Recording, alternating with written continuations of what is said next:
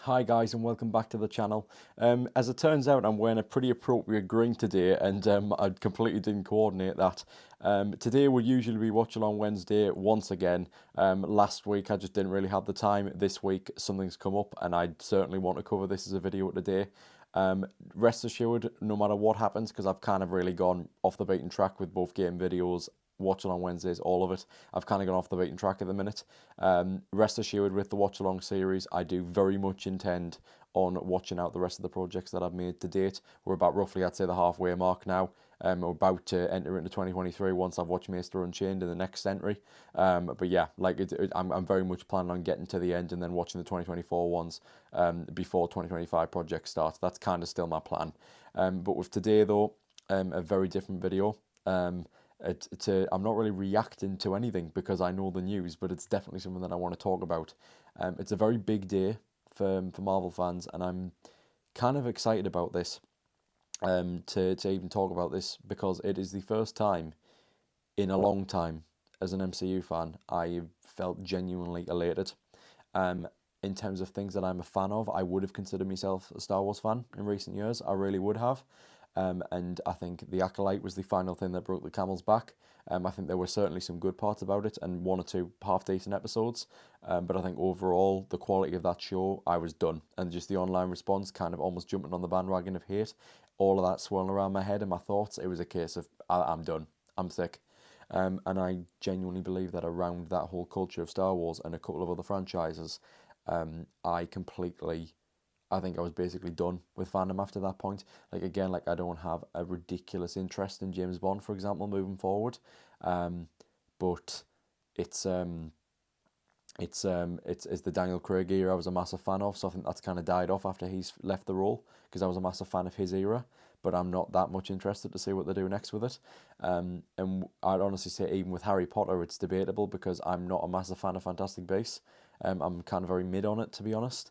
But I'd say the original series, no, I'm very much into it, and I've having written Harry Potter and the Philosopher's Stone, I can confirm that I am the sole writer on that. Having written that myself, it's that sort of adaptation for the Lego animation special, which is going to take its form as. I have very much gotten back into it, but I can truly say that the only franchise that I am a true fan of is the MCU and have been since a kid.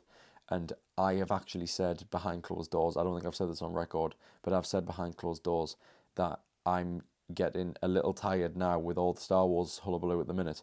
I'm getting so tired of what the MCU is doing right now when they are missing the mark a lot more frequently by the year. That if they completely fuck up Secret Wars, that was the point where I was done. And I was done, and I would kind of wrap up the multiverse saga as a fan, and I wouldn't pay much interest. I would probably consume it all still, but like I wouldn't pay an enormous amount of like emotional investment into whatever that third saga would be, which is no doubt be the mutant saga at this point. However, this is very promising so far, what I'm hearing. Yes, they're throwing a lot of shit at the wall, like RDJ is obviously the biggest example there, but I'm very shocked by the announcements today. I am very surprised that the fact how I didn't think the Mutant Saga would really take shape until the third era. I'm really surprised that they're throwing so many OG X-Men into this film. I'm very, very surprised, whether that be Marsden, um, um, Cumming, who I wasn't aware of because I haven't really seen those original films in an extensive sense, but particularly not only Patrick Stewart returning from Multiverse of Madness, but now Ian McKellen, which is huge, absolutely huge. I haven't even really seen those original movies, and even I freaked out big time when that was announced in a very unorthodox casting announcement. That wasn't Comic Con or anything for Marvel, very unorthodox. But they are now in production, and the movie is happening, and now it's basically all but confirmed that it is going to make its date, because it is now very much in production. A similar kind of time frame. I believe sort of the way that Fantastic Four's panned out. It's fine. I think it's going to make the date. I don't think there's going to be any pushbacks unless it really is shit halfway through production. But right now, as long as the script is in solid condition, I think they're going to make the date, no issue. I've actually started making a list of sort of all the people who I wanted to see, who I think would be very appropriate to come up. And I think the big thing to note is that a lot of people are missing from this announcement, which really annoys me because I would like all of it to be unveiled in one go, but it is blatantly obvious, like blatantly obvious, that this is not the full cast. And the biggest example I'm going to give you right off the bat is Benedict Cumberbatch, who said, I don't play as much of a key role in this one, I'm not in it. And then he then doubles back on it and goes, oh, actually, never mind. No, it's fine. Don't take anything I said as Bible. Or something along the lines. That I believe that's what he said. In the case of, well, actually, no, I am in the movie. Just, it's clear that he's going to have a massive pivotal role in Doomsday. So that alone tells me, yeah, this is not all that it seems at all. It's not so, in stone. To not make this video draw on too long, I'm going to try and really zoom through the multiverse saga and think of where my head's at in terms of where people need to pop up, because I've had a serious thought process. In fact, I'll actually try and get my notes up here. I've had a serious think about what I genuinely believe. Yeah, I've got them here. Who I genuinely believe the tie-ins need to be. So people have maybe had their own properties run in the last few years since the multiverse saga started, and who I think really needs to be included. So if we're starting with WandaVision, it's obvious. I think Wanda needs to be in there. Some people say after Multiverse of Madness she's frankly irredeemable. I'd argue with a really good arc she potentially is, but I honestly do believe that she is, in my opinion, she should have been the core character of this saga. I think it should have been her and Strange were the big characters here. I think they've kind of dropped the ball on that, and I think she should make a grand return in this movie and have a great 2-movie arc and redeem herself, even if that's the end of her arc in Secret Wars. I think she should have a really, really big arc here. So I think Wanda is 100% there without debate. So, and then also on top of that, you've also got the Vision, which I think is, again, Vision is a given. The White Vision story needs wrapping up. Vision needs to be there. These are people who I genuinely believe need to be in Doomsday, because they're now that they're bringing in OG X-Men this early, I think everyone should be in there. I would have said saved some people like that roster for Secret Wars. Now they're breaking the rules. I don't care. Like, that's just the way it's got to be. So now I'm going to try and move at a quicker pace, I promise. Falcon and the Winter Soldier, everything I believe is pretty much tied up there. The people being carried forward, I know Mackie and Stan are in this. That's fine, no issues. Everything carried over from there. Loki was a big one. Hiddleston is confirmed to be returning, which I'm very happy about, because I want him to play a pretty integral role in these 2 movies, given the position he now currently is in the story. What If, I do want this tied in some way, and if you want my personal opinion, I think it should be a live-action Watcher, even albeit a brief scene. I think Jeffrey Wright should come in here, even if it's just for this movie or Secret Wars, just this once, and then never appear again in the MCU. I do think he should show up, and they should tie this into What If in some way, shape or form. Black Widow, again, Florence Pugh is in later things, so there is a follow-through there, so it doesn't matter all that much. I'm going to try and remember all this as best I can in terms of release and stuff. Shang-Chi finally gets paid off, because Shang-Chi will be in this, so we'll find out what's happening there. Eternals is a big one that has not been paid off yet. They need to be there, and I'm actually going to go out on a limb and say there are so many loose ends from that movie, whether it be Mahershala Ali having his only appearance just in his voice in the post-credit scene, Black Knight, I believe his name is, with Kit Harington, all of the remaining Returnals, and Harry Styles' character Eros, and Patton Oswalt's character as well. All of them. I am just going to go out and say it. I think all of them need to return, because I'm like, I don't see any way you can tie up their story in a satisfying way in the next few years without them being in these 2 movies. And again, if they're going to go for all these roles who shouldn't be in this earlier movie of the 2, I think everyone should be there. Everybody. So all of them I think should be included. All of them. I do believe that in terms of what are some other movies that came out. So Hawkeye, I think Hawkeye and Kate Bishop, nowhere to be seen in this so far. They very much need to be there. I think there's another project that I'm completely missing here, and I don't really know in terms of. Let me find this actually, because I'll definitely have it here. Where is it? Multiverse Saga. Oh, there we go. That makes things 10 times easier. Yeah, cool. I haven't missed anything actually. So in 2021, the last thing was No Way Home. This is obviously Tom Holland. Again, he's going to be in this movie. they'd be stupid not to put him in there. He's going to be here, unless it's like an Ant-Man scenario where there's a very deliberate reason why he's not, and hence his movie comes out a couple months later. But the thing is that with Spidey, I don't believe, even in Secret Wars, that for a story in a satisfying way, Maguire and Garfield need to show up. I think their stories were wrapped up beautifully along with all the villains in No Way Home. If they do show up, which they're going to in Secret Wars, no doubt, because it's fan service, it's not necessary. But it'd be great to see them again and truly put a bow on their arc. But I'm not bringing them into this because I don't think it's necessary massively. Moon Knight, given. I don't care what people say about saving him for Secret Wars. It's been 3 years now and no word. Like March 22 it debuted. It's been 3 years and nothing. So it needs to be brought in. Doctor Strange 2, Wong. I think Wong, because he even showed up as a side character in She-Hulk, he is around. And I think even if it's a brief cameo with Doctor Strange's side of things, I think Wong should be there definitely. Miss Marvel, given. Miss Marvel needs to be there. There's no debate.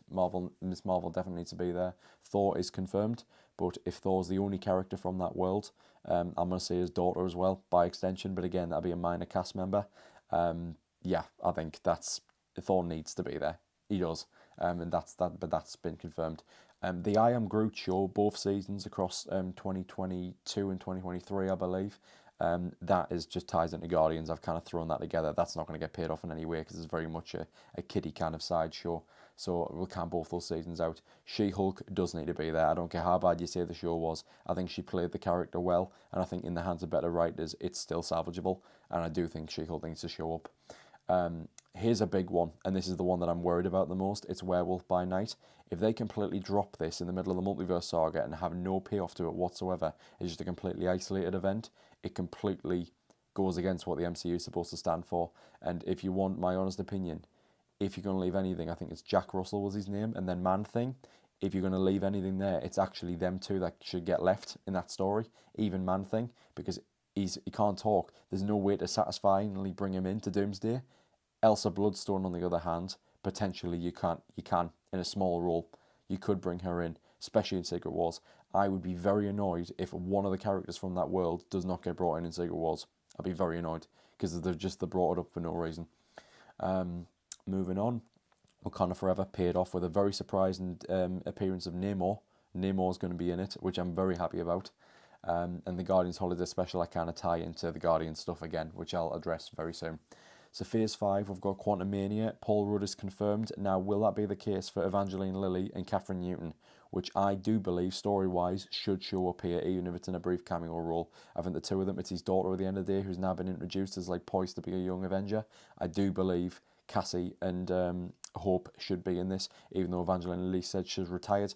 I'd understand that if that's the reason why she's not in it. Otherwise, she should be. But if there should be Evangeline Lilly and Catherine Newton should 1000% be in this. In my opinion, just like everything else I'm saying, and I'll say what's unnecessary if I do believe it to be. And that wraps up. Yeah. Again, we're in Phase 5 now in 2023. Guardians. Now, I'll be honest, even though they're out there somewhere, and I know you've got to accept that their story is done, I do believe that the party of Mantis has gone off on her own turf. I believe Drax and Nebula's is all wrapped up. Gamora, yes, but also particularly Rocket's Guardians crew. They seem to be working on pretty small galactic jobs. And I know that there's a new team that's kind of been formed there. If they want to follow them, it's kind of left it open, the doors open to follow their journey if we want to. I'll be honest, I think their story is done. There is so much going on in the world right now that I genuinely believe the Guardian story is done on that side of things. And if we never see Rocket and his team again, it was left on a good note because it wasn't some big mission they were about to take on. They're kind of just a bunch of space cop do-gooders, which I'm perfectly fine with, to be honest. So if we never see them again, and it's well explained why they can't be around, that's fine. However, Star-Lord should come back, and I do believe Star-Lord is in this movie, because Star-Lord will return. It was said at the end of Volume 3. So if he is the only element of the Phase 4 to 5 sort of multiverse saga Guardians thread that gets brought through with everything, I Am Groot, Holiday Special, Volume 3, Love and Thunder even, if he's the only element that gets brought through, I'm perfectly fine with that. Next up, we have Secret Invasion. Now, this is the hardest one, again, like Werewolf by Night, where I'm very, very scared that they're going to just drop this like a rock. Even though it performed poorly, they need to pay this off. I do think Nick Fury should be in at least these movies, if one of the two of them. Nick Fury even if this is the end of his story, he should be here. Everyone and their mother's getting put in this movie. He needs to be here, but particularly Gaia. Gaia, I don't see any excuse whatsoever. Gaia needs to be here to explain what the hell she's doing out there with that amount of power. You can't give someone that a level of overpowered qualities and then just completely write her out of the story. You can't do that. You can't. It makes no sense. They can't act like it didn't happen. They've got to address it. Even if she gets killed in one of these movies, she has to get brought in. And Emilia Clarke's great, so you just give her better writing than you did last time. It's that simple. And also the last one from that show is Rhodey, who also should have had Armor Wars by now, but Rhodey also needs to show up. He's one of the OGs in a world post the Skrull where he was getting impersonated. That needs to be addressed, and I think it would be interesting to address that in these two movies. So yeah, we've got that. And then I'm Groot Season 2. Loki Season 2 has been covered as well. The Marvels, again, what I've said about Iman Vellani, but Brie Larson and Monica Rambeau have both been completely sidetracked here. But you got to remember Kelsey Grammer showed up at the end of the Marvels. Monica Rambeau's in this. There's no beating around the bush. Monica Rambeau is in this. And I'd also wager that if she is, 100% Brie Larson will be as well. I don't think she'll have a solo movie again, Brie Larson, but I do believe, at least if this is the end of her story, I do very much believe that she'll be in at least these two Avengers movies. I do. And then What If Season 2, same thing carries over. Echo, I do believe, this was a debating thing for me, and I don't know where she'd fit into these movies, but I do believe Alaqua Cox should be in this, simply because she helmed her own show, and I do also believe that for Daredevil as well, which I'll just jump to now. But I think Kingpin and Punisher can sit this one out simply because they're ground level heroes. But Daredevil should be in this. Obviously, we've got Anthony Mackie in Brave New World and those kind of threads carrying on. Friendly Neighborhood Spider-Man, I'm kind of jumping all over the place at this point. But Friendly Neighborhood Spider-Man, again, just it's like it all ties into Spider-Man. It's fine. What If Season 3, again discussed. Agatha All Along, I do believe Agatha Harkness and Joe Locke's, and that's his name, Wiccan, should show up here. I do believe that. Deadpool and Wolverine, I think both of them should. Both of them. And as we did say, along with Gambit and a couple of others, who Gambit has been confirmed. X-Men 97, I believe, as long as these OG X-Men, these OG X-Men coming back, pays homage to that and like the multiversal realm of X-Men 97. So that's fine. That sits right with me, okay. And then moving forward, yeah, we're there pretty much. Cool. And then that takes us to, yeah, there's a lot of Thunderbolts getting included. There's a lot of Fantastic Four. And then that takes us right into the movie. So in my opinion, I think only half the cast has been announced. And I do believe it should be pretty much doubled based on everyone who I've said should also be now included. But yeah, that's kind of how I feel about it. I'm very excited about some of the names that have been given, but I'm kind of worried about the ones that haven't and the way this story in particular is going to take shape.